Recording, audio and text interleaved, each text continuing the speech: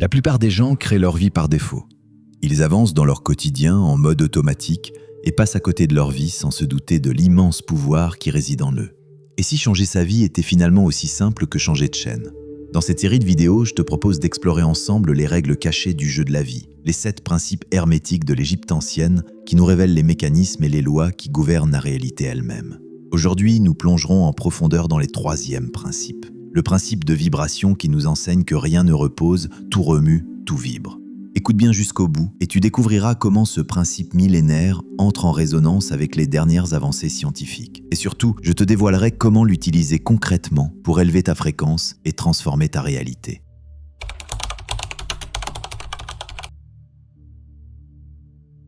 Le principe de vibration enseigne que rien ne repose. Tout ce qui existe dans l'univers vibre constamment.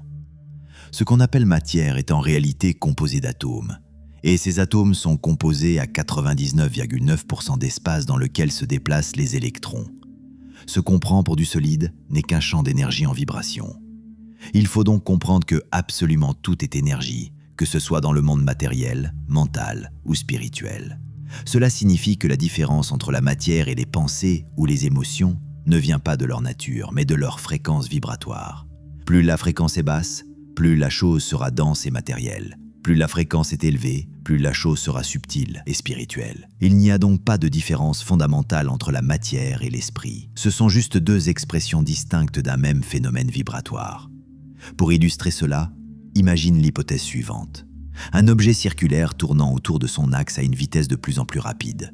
À une vitesse soutenue, il paraîtra immobile. Progressivement, tu vas commencer à percevoir un léger bruit, puis une note basse qui deviendra de plus en plus haute, jusqu'à atteindre une note imperceptible à l'oreille humaine. Puis il émettra de la chaleur. Si la vitesse continue d'augmenter, l'objet va prendre une couleur rouge et passer par toutes les couleurs du spectre visible jusqu'au violet. Là encore, l'œil humain ne sera plus capable de distinguer la couleur. C'est alors que les radiations de type rayon X, l'électricité et le magnétisme seront libérées. Si la vitesse continue d'augmenter, les molécules de l'objet se désagrégeront et reviendront à l'état de particules. À une vitesse encore supérieure, l'objet libérera des fréquences de niveau mental, comme la fréquence d'une idée par exemple. En effet, d'après le Kybalion, ouvrage de référence de la pensée hermétique, l'univers entier baigne dans une substance invisible chargée d'énergie et d'information dans lequel nous baignons tous en permanence. Le vide n'existe pas. Cette substance que les anciens sages appelaient la substance éthérée rappelle très clairement les concepts de champ quantique en physique quantique ou encore celui de champ unifié en physique théorique. Certains physiciens et penseurs contemporains émettent même l'hypothèse que la conscience n'est pas produite par le cerveau, mais qu'elle émerge de ce champ. Cela rejoint la pensée hermétique selon laquelle l'esprit est partout. D'ailleurs, lorsque certaines personnes s'adressent à l'univers en lui confiant des prières, des aspirations ou des intentions, ce n'est pas au regroupement d'objets célestes qu'elles s'adressent en réalité, mais bien à ce fameux champ. Nous sommes tous connectés à ce champ et interconnectés entre nous par ce champ. Il nous influence et nous l'influençons aussi bien au niveau collectif qu'au niveau individuel.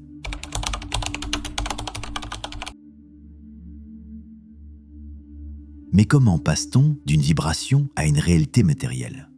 À ce stade, il faut comprendre 3 choses fondamentales. Tout est énergie, l'énergie est le langage du champ quantique, et l'énergie précède toujours la matière. Toute chose qui se manifeste dans notre réalité est le fruit d'une fréquence, c'est-à-dire une vibration porteuse d'informations reçues par le champ quantique. Ainsi, notre corps émet un champ électromagnétique principalement généré par le cœur et qui peut être détecté jusqu'à plusieurs mètres autour de nous. Les informations qui déterminent la fréquence de ce champ électromagnétique varient en fonction de notre état d'être. Nos pensées, nos croyances profondes, nos émotions et nos sentiments sont les principaux éléments qui influent sur notre fréquence, et cela qu'ils soient le fruit de notre esprit conscient ou subconscient. L'auteur Joe Dispenza décrit les choses de la manière suivante. Quand nous pensons, les réseaux neuronaux qui s'activent dans le cerveau créent des charges électriques. Quand nos pensées entraînent également une réaction chimique qui engendre une émotion, de même lorsque nos pensées sont influencées par un sentiment particulier, ces émotions et sentiments créent des charges magnétiques. Ensemble, ils forment un champ électromagnétique correspondant à notre état d'être. C'est par le biais de cette signature électromagnétique que tu communiques la plupart du temps inconsciemment avec le champ quantique et que tu crées dans la matière. C'est ce qui permet aux potentialités d'être manifestées dans l'espace-temps qui est le tien. Le champ quantique répond par résonance à ce que nous émettons de manière cohérente. Toute vibration émise entre en interaction avec d'autres vibrations de fréquences similaires. Si tu envoies une fréquence précise dans ce champ, elle va naturellement trouver, capter et amplifier des énergies qui lui correspondent. C'est une loi aussi immuable que la gravité et elle fonctionne que tu en sois conscient ou non. Le champ ne répond pas à ce que tu désires en surface comme il a souvent été mal interprété, mais à ce que tu es vibratoirement, ce que tu émets par ton champ électromagnétique. Si tes pensées envoient un signal électrique qui dit « j'accueille la prospérité », mais que ton émotion dominante est la peur du manque, ton signal global est incohérent. Le champ ne reçoit pas la prospérité mais la peur, car l'information dominante vient toujours de l'état d'être du subconscient, pas du souhait conscient. Manifester dans la matière revient donc à incarner dès à présent la vibration de ce que l'on souhaite vivre. De plus, le champ ne juge pas, ne filtre pas et ne se demande pas si ce que tu envoies est bon ou mauvais pour toi. Il réorganise la matière et les circonstances pour refléter la signature énergétique que tu lui offres, point final. C'est pour ça que de nombreux courants insistent tant sur le travail intérieur. Pour changer ta réalité extérieure, tu dois d'abord changer la vibration intérieure qui la génère.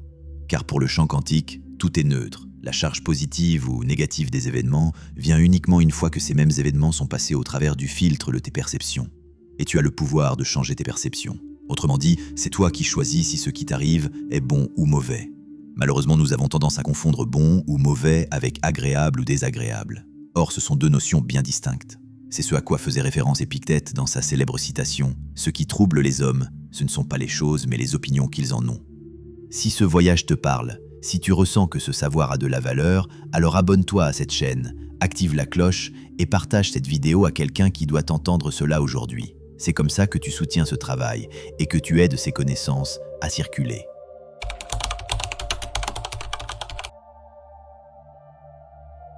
Mais alors, comment changer sa fréquence? Comme nous l'avons développé dans une précédente vidéo sur la loi du mentalisme, la clé réside dans notre état de conscience. Tant que nous restons piégés dans des ondes cérébrales rapides comme les ondes bêta élevées associées au stress, à l'hyperactivité mentale et au schéma de survie, nous restons enfermés dans le passé. Dans cet état, notre fréquence est dictée par nos habitudes émotionnelles et par les réactions automatiques de notre corps. Pour reprogrammer notre subconscient et communiquer plus efficacement avec le champ quantique, nous devons abaisser nos ondes cérébrales au mode alpha-theta, où l'esprit critique s'apaise, où le subconscient est plus suggestible et où la sensation de séparation avec le reste de l'univers commence à s'effacer. N'hésite pas à aller visionner cette vidéo si tu ne l'as pas déjà fait. Tu trouveras une liste de méthodes te permettant d'entrer en alpha-theta ou même en gamma pour les plus doués d'entre nous. Rassure-toi, tu n'as pas besoin d'appareils compliqués, tu sauras assez facilement quand tes ondes cérébrales ralentissent. C'est dans ces états que nous pouvons reprogrammer les couches profondes de notre être et donc changer notre fréquence. Mais pour qu'un changement soit durable, une image mentale passagère ne suffit pas, car le champ se met à jour constamment. Il te faut donc une fréquence incarnée et maintenue avec constance, au point qu'elle devienne ta nouvelle norme et fasse partie de ton identité. C'est cette cohérence entre le mental, le cœur et le corps que l'on appelle l'alignement. Lorsque nos émotions sont harmonisées avec nos pensées, notre cœur entre dans un état de cohérence cardiaque. La fréquence cardiaque devient régulière, le cerveau et le cœur se synchronisent et notre signal électromagnétique gagne en clarté et en portée. En élevant volontairement notre vibration, non pas par la pensée seule, mais en cultivant des états internes centrés tels que la gratitude, la joie ou la paix, nous entrons automatiquement en cohérence et nous résonnons avec des réalités de haute fréquence. Comprends bien qu'il ne s'agit pas d'émotions dites positives qui sont soumises au principe de polarité et de rythme que nous verrons prochainement, mais bien d'états internes si riches qu'ils font office de véritables nutriments quantiques.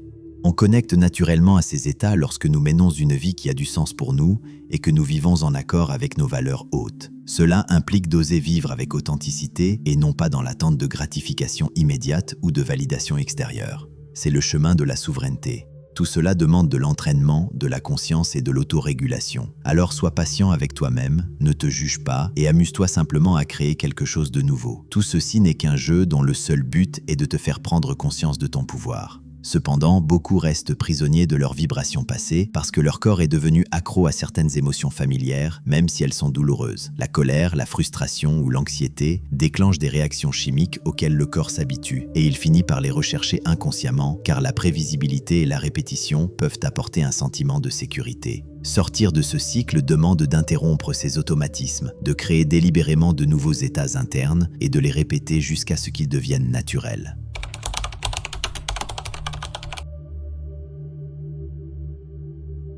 Il ne faut pas oublier que notre environnement, les relations que nous entretenons et ce que nous consommons façonnent aussi cette fréquence. Tout ce que tu mets dans ton corps ou ton esprit, tout ce à quoi tu es exposé et toutes les personnes que tu côtoies émettent une fréquence particulière qui influence ta propre fréquence pour le meilleur ou pour le pire. Car sans que tu t'en rendes compte, tu tends à te synchroniser aux personnes avec qui tu te trouves. Lorsque tu échanges avec quelqu'un, vos champs électromagnétiques interagissent et s'influencent mutuellement. Les relations nourrissantes empreintes de bienveillance et d'inspiration élèvent naturellement ta fréquence. Mais les relations toxiques, remplies de critiques, de colère ou de peur, peuvent la faire chuter, parfois de manière subtile mais constante. La nature émet des fréquences harmonieuses et stabilisantes qui calment instantanément le système nerveux. À l'inverse, les environnements bruyants, chaotiques ou chargés en tensions émotionnelles peuvent désorganiser ta cohérence. Les aliments ne sont pas seulement des nutriments, ils portent à mémoire vibratoire de leur provenance, de leur culture, de leur transformation.